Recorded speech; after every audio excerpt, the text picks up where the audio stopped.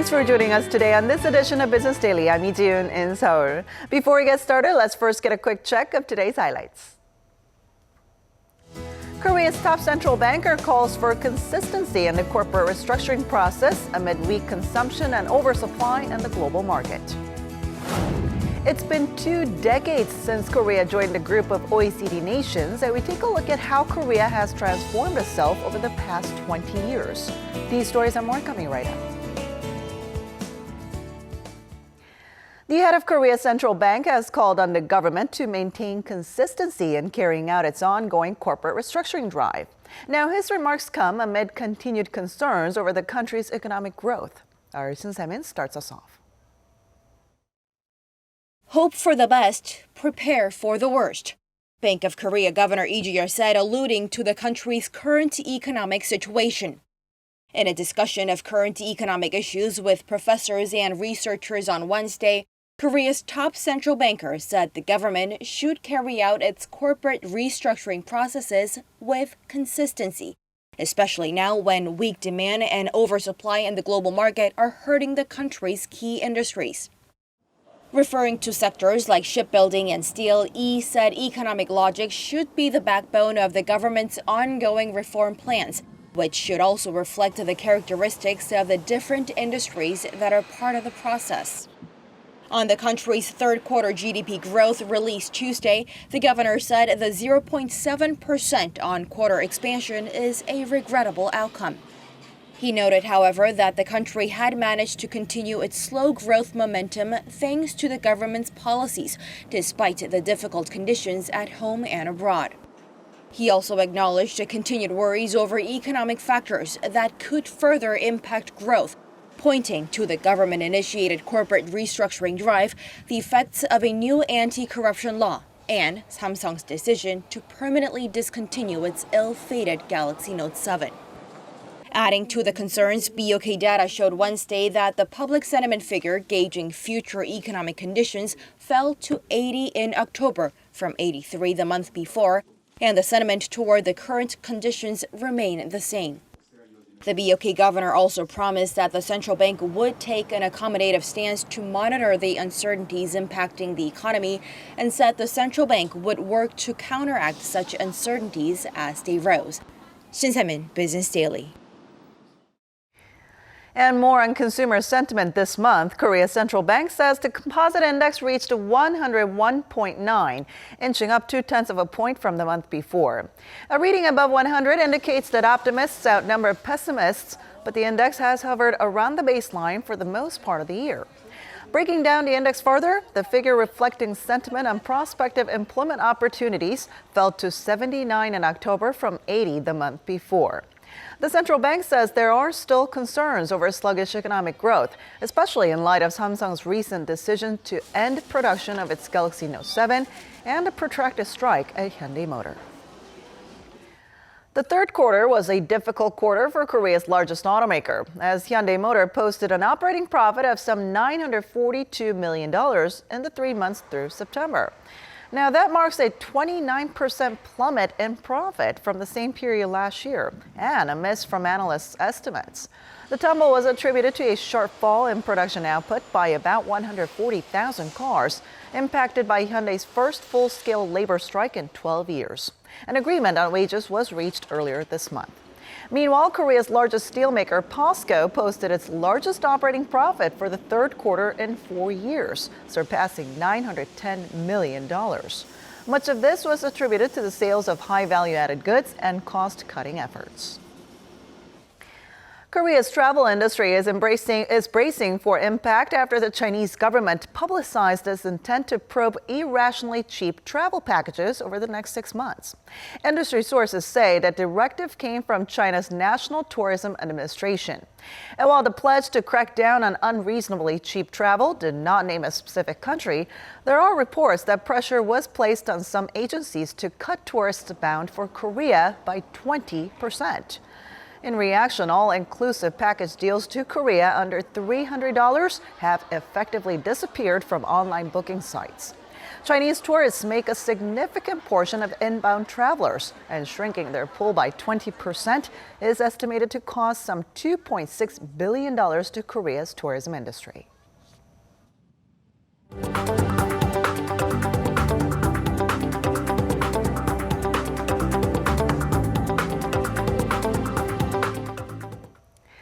Korea has been ranked the 5th easiest country in the world to do business. The World Bank's new report gave Korea high scores for electricity supply, legal settlement, and an easy administrative system for business newcomers. Here's our Hwang Jihye with more. One of the top 5 business environments in the world. In its global rankings of business efficiency, which was published by the World Bank on Tuesday, South Korea was ranked 5th out of 190 countries with a score of more than 84 points. The coveted top spot went to New Zealand, followed by Singapore. The average point total for OECD high-income countries was 77.65. South Korea's points total was slightly up from last year and well above the regional average, but still took a step down in rankings. The World Bank's annual report sheds light on how easy or difficult it is for a local entrepreneur to open and run a small to medium-sized business when complying with relevant regulations. It measures and tracks changes in regulations affecting 11 areas in the life cycle of a business, including but not limited to starting a business, getting electricity, resolving insolvency, and labor market regulation. South Korea moved up the rating ladder by finishing first in terms of providing electricity and reaching a legal settlement. The country placed near the top in terms of its environment for starting a business, jumping to 11th place from its previous 23rd. The World Bank especially emphasized Korea's elimination of post-registration procedures. However, the country backtracked on offering protection to minor investors dealing with construction permits and getting credit and administrative procedures on cross-border trading. The nation's finance ministry says it will push to make Korea an even more attractive place for doing business globally and starting new ventures. The government also says it will keep trying to improve regulations in general. Hwang Jihye, Business Daily. It's been 20 years since Korea joined the OECD, the club of mostly rich nations. The line dividing rich and poor countries has become more fluid over the years, and with this, Korea's status within the organization has also changed, along with the challenges it faces. So today, we take a look back on the past 2 decades and what Korea's next step going forward should be. For that, Arirang News' Hwang Jihye joins us in the studio today. Hi, Jihye. Hi, Jiyoon. All right, so let's first go over how the Korean economy has transformed itself over the past 20 years. Sure, but just before I delve into the numbers, I would like to go over what joining the OECD meant to the country back then. So it was in 1996 when Korea joined the OECD under the former Kim Young-sam administration. It was the 29th country to enter the international organization, and since back then, the OECD was considered a rich man's club, as you just said. It was something to celebrate for Korea, which saw rapid growth, transforming into a major donor nation of international aid from a recipient. Now, going back to the question of growth, Korea's GDP has expanded by nearly 3 times from 20 years ago. Its ranking in trade volume among OECD nations jumped from 15th to the 6th. Korea's per capita income also more than doubled from 1996. But there are a lot of concerns about the state of the economy. In fact, Korea's pace of growth has been slowed in recent years. So what can we expect going forward? The country now faces the threat of falling into a middle income trap. This refers to when a country growth increases for a while, but then starts stagnating once it achieves this middle income level. So to look further into some of the uncertainties and challenges that lie ahead, I sat down with Randall Jones, the head of the Korea and Japan desk at the OECD. Take a look. Over the years, Korea has moved towards being one of the most advanced economies in the world, with its per capita income standing at 67% of the US. Compare that with the mere 10% it was at back in the 1970s. The main driver: exports driven by manufacturing. I think the traditional model of chaebol and big companies making exports, that has been the driving force of economic growth. I think now it's starting to lose steam. In the past few years, exports have been, to be honest, somewhat disappointing compared to the past. So we need a new model that's driven more by the service sector, more by entrepreneurship, and more creativity. On how to build that new model, he says it's critical to concentrate Korea's tremendous resources on places in need. It has high business R&D, the highest in OECD. It has very high skill levels, especially among young people, the highest university graduation rate among young adults. So the question is trying to get more out of this investment that Korea is making. And there it is a question of the framework.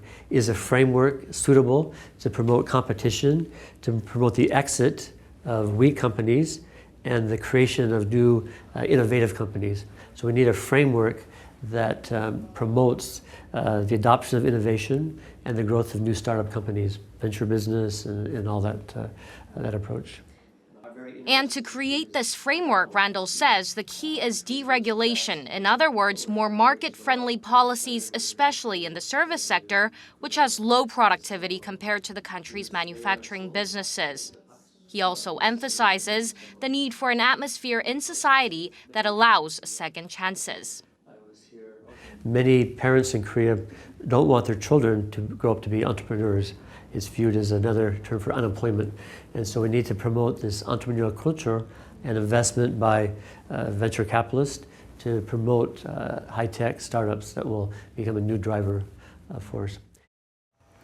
And the government has laid out some goals that you just mentioned, but like everything else, it is no easy task. Right. Randall did come up with the goals that the government should tackle, and the government, in fact, has already rolled out related measures, but with the rapidly graying population, he emphasized that it's important to start now to implement those measures and really kickstart the economy so it can complement the chaebol-led development with a very vibrant startup culture. And time is of the essence. Exactly. Among some of the structural reforms the government is pushing for in order to foster new growth engines, Randall underscored the need for labor reforms, which are considered the most difficult due to the simple nature that workers who have certain advantages won't want to give them up. Labor reforms, of course, include enhancing wage flexibility by abolishing a seniority-based wage system. All right. Thank you so much for the report today. Thanks for having me.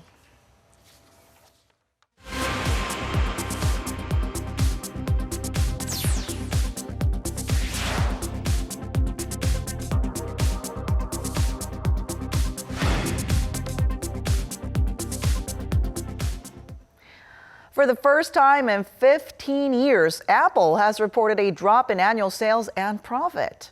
The decline in sales of iPhones, iPads, Mac computers, and other products slammed Apple's profits, which plunged 14% to $45.7 billion in the year to September 24th. Now, overall sales were also down by 9% to slightly under $47 billion in the last quarter, the third quarterly fall in a row. iPhone sales, the main driver of Apple's success, were down 5% compared to last year. And analysts are concerned that the company may have hit the so-called peak Apple, meaning everyone who wants an iPhone or other Apple product already has one. A federal judge in the United States has signed off on a multi-billion-dollar settlement concerning Volkswagen's diesel car emissions scandal. This move greenlights a massive vehicle buyback in the U.S. Our Yoon-shin has the details. It is one of the largest consumer settlements in U.S. history. A federal judge on Tuesday approved Volkswagen's $14.7 billion settlement for its emissions cheating scandal. Under the agreement, owners of some 475,000 polluting diesel cars in the United States can choose between a buyback or receive modifications to improve emissions and keep their vehicles. Additional cash compensation of up to $10,000 will also be provided, regardless of which option the owner chooses. And the buyback will start as soon as mid-November. The German automaker will also pay $2.7 billion to support environmental programs and invest an additional $2 billion to promote zero-emissions vehicles for the next decade. This Volkswagen settlement is what we have long waited for. It finally moves Volkswagen closer to closing this very ugly chapter on its history. The consumers have been waiting for Volkswagen to make things right with them, and we're finally at that point. However, not all Volkswagen drivers in the U.S. are happy. The settlement does not offer a solution for the owners of about 90,000 cars with 3-liter engines that also had the emissions cheating device installed. Volkswagen and the consumer's lawyers are still negotiating a settlement for those vehicles. The world's number 2 automaker admitted in September of last year to installing software in its diesel cars to make exhaust emissions appear cleaner in testing. And while Volkswagen is trying to move past the scandal, some owners may decline the settlement offer and file their own lawsuits against the automaker. 이은신, Business Daily.